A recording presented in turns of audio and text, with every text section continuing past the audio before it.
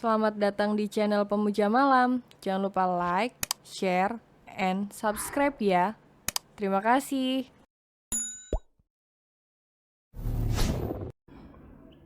Chapter 71.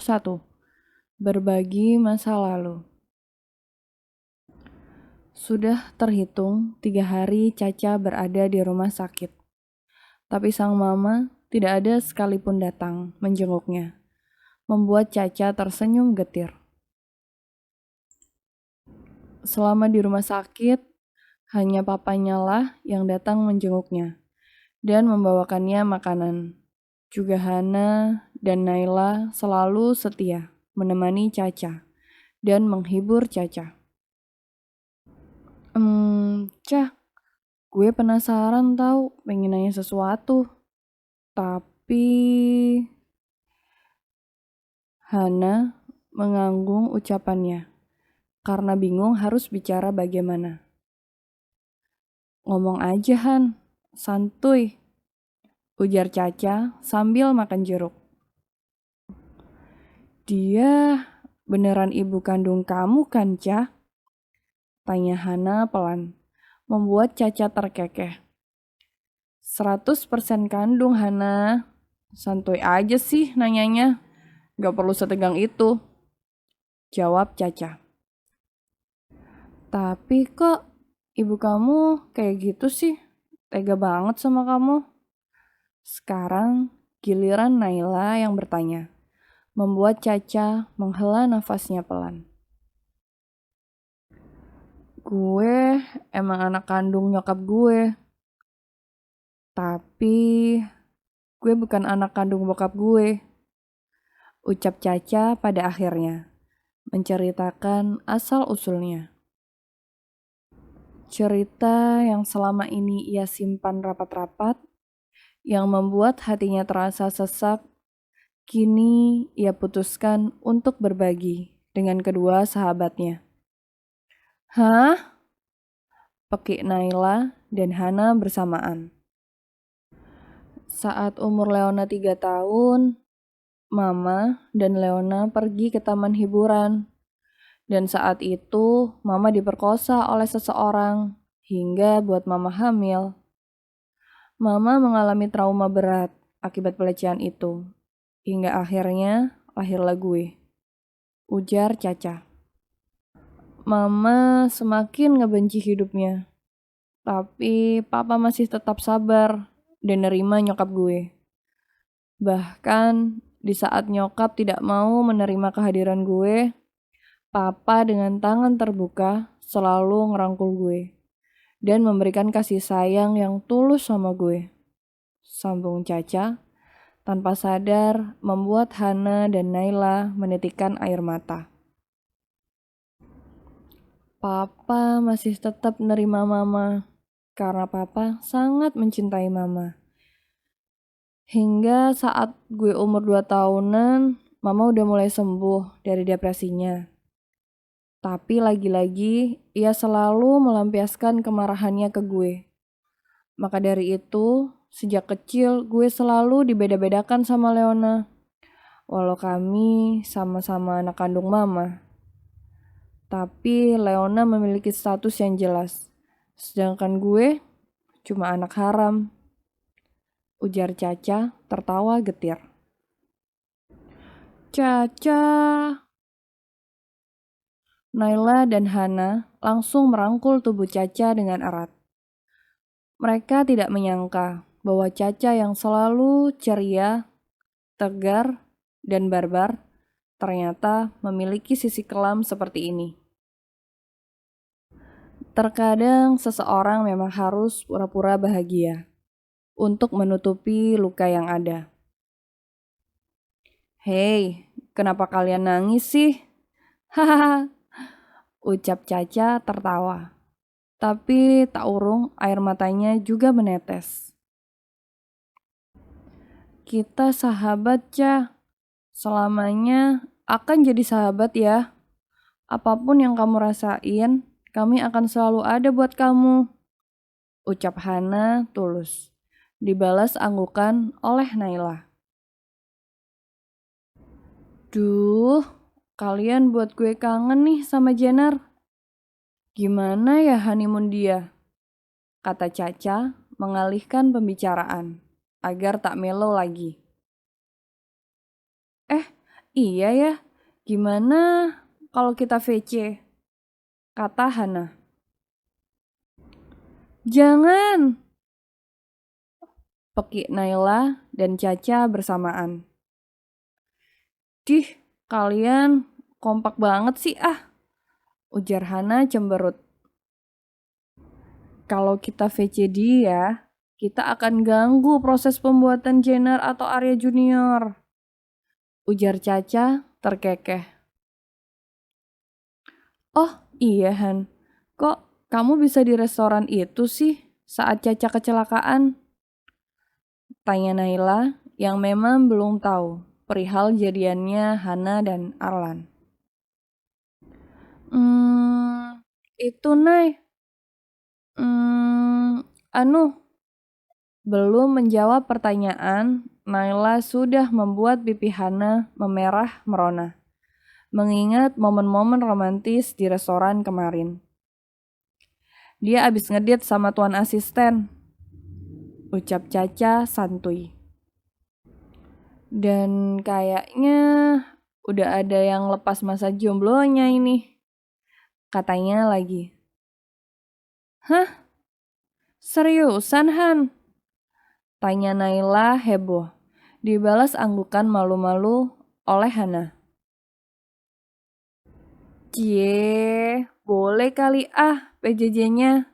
Ha, ucap Caca senang disambut oleh Naila.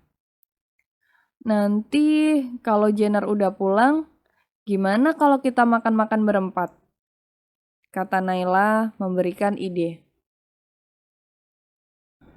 Boleh juga tuh. Tapi kapan ya kira-kira si Jenar baliknya? Gumam Hana. Cowok lo kan asisten lakinya si Jenar. Kenapa nggak lo tanya aja sih? Gemas Caca. Nah, kenapa aku nggak kepikiran ya? Ujar Hana terkekeh. Emang dasar Lola?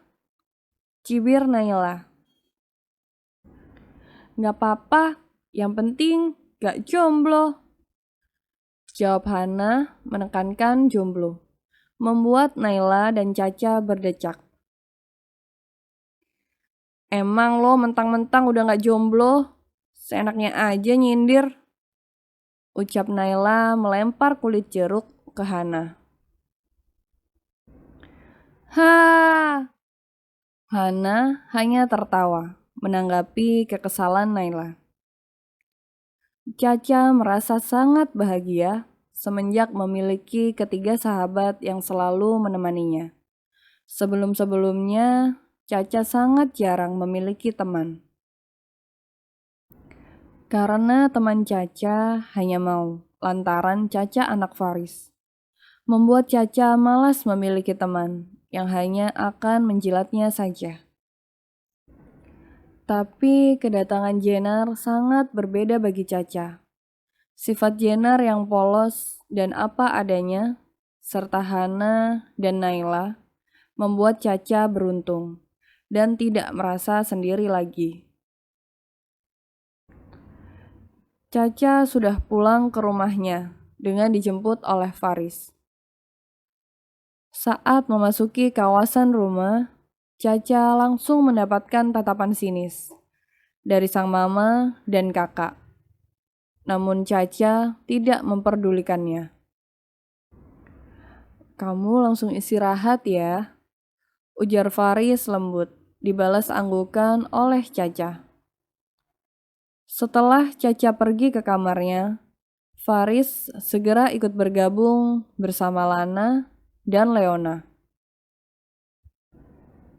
Leona, kamu ke kamar gih sayang.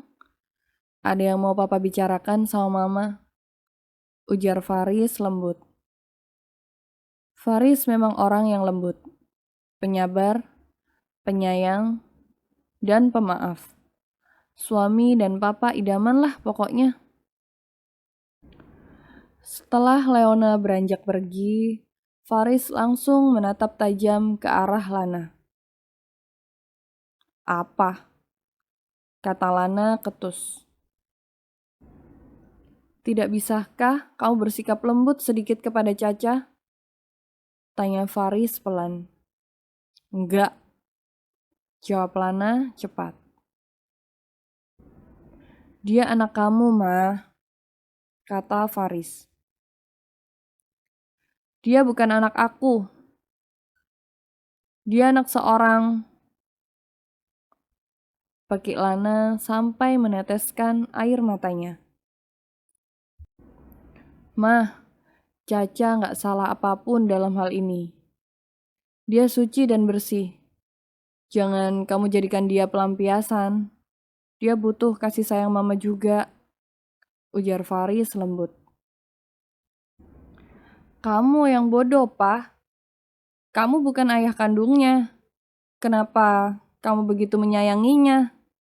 Bahkan kamu lebih dekat dengan Ana Baji itu daripada dengan Leona, anak kandung kamu sendiri," teriak Lana meluapkan emosinya. Ya, Faris memang lebih dekat dengan Caca, tapi bukan karena alasan. Karena sang istri yang selalu menyalahkan Caca dan selalu berpihak pada Leona. Itu menyebabkan Faris lebih berada di pihak Caca. Kalau Faris ikut membeda-bedakan status Caca dan Leona, apa tidak akan terlalu menyakitkan buat Caca?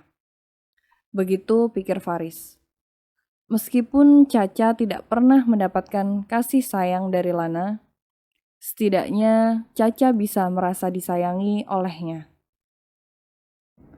Sedangkan Leona, tentu saja Faris juga menyayanginya. Semua permintaan dan kemauan Leona selalu dituruti oleh Faris. Tapi karena hasutan dari Lana, membuat pikiran gadis itu bercabang. Ia berpikir bahwa Caca telah mengambil haknya sebagai anak kesayangan Faris. Maka dari itu, ia sangat membenci Caca, terlebih saat ia tahu bahwa Caca bukan anak dari papanya. Kebencian Leona semakin besar. Kata siapa aku tidak menyayangi Leona? Kata siapa aku tidak mementingkannya? Dan kata siapa aku lebih menyayangi Caca daripada Leona? Teriak Faris pada akhirnya, karena sudah merasa jengah dengan tingkah Lana. "Mereka berdua sama-sama anakku," ucap Faris tegas. "Tidak ada yang kubeda-bedakan. Semuanya sama. Dan kamu berhenti meracuni otak putri sulungku. Harus kamu ingat, Leona dan Caca tetap saudara, kakak adik, meskipun berbeda ayah," ucap Faris. "Caca bukan anak kamu," tegas Lana, menatap tajam ke arah Faris. "Anak kamu hanya Leona." "Leona, Pak!" teriak Lana. "Sampai kapanpun, Caca juga anakku. Bahkan bila aku mati pun, hartaku tetap akan kubagi rata untuk mereka berdua," ucap Faris lagi. "Enggak, enggak. Dia bukan anak kamu, Pak. Dia anak Baji. Dia anak penjahat. Dia anak pembawa sial. Dia anak haram. Dia nggak pantas berada di sini," pekik Lana. Plak. Faris memberikan ciuman keras dengan menggunakan telapak tangannya di pipi Lana. "Jaga ucapan kamu. Sampai kapanpun, Caca tetap anakku," ucap Faris lalu pergi. "Ah, anak," Dasar anak setan. Harusnya aku lenyapin dia dari dulu. Harusnya aku gugurkan dia waktu masih di kandungan. Ujar Lana penuh kebencian. Tanpa mereka berdua sadari, Caca mendengar semua perdebatan orang tuanya. Hati Caca begitu sakit dan perih mendengar semua umpatan dari mamanya. Tapi Caca hanya bisa diam dan terisak.